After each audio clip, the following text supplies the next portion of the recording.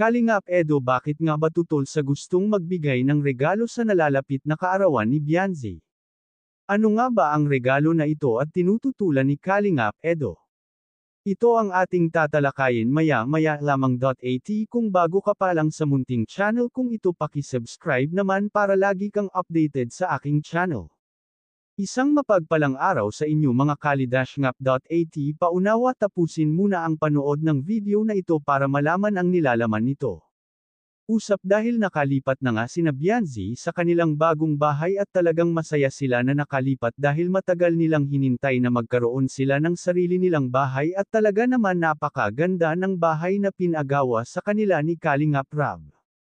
Dito nga ay usap-usapan na naman ang nalalapit na kaarawan ni Beyonce. Marami nga nagse-suggest na regaluhan naman daw ng sasakyan si Beyonce, ngunit mahigpit itong tinututulan ni Kalingap Edo. Dahil ang sinabi ni Kalingap Edo, hindi kailangan ni Beyonce ng sasakyan dahil ito ay nag-aaral pa, ang kailangan daw nito ay pangkabuhayan para sa pamilya nito.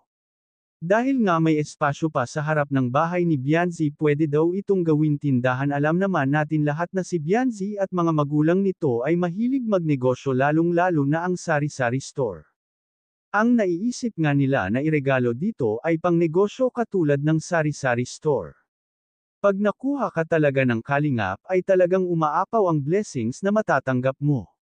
Lalo na pag honest ka lang sa kanila, ibibigay nila lahat ng kailangan mo.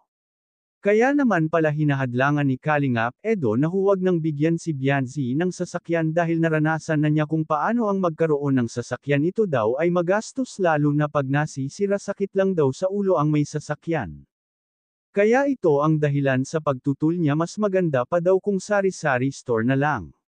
Hanggang dito na lang ang update ko mga ka-viewers. Huwag natin kalimutan suportahan ang ama ng Kalingap na si Val Santos Matubang at ang kanyang anak na si Kalingap Rab at ang munting channel kong ito.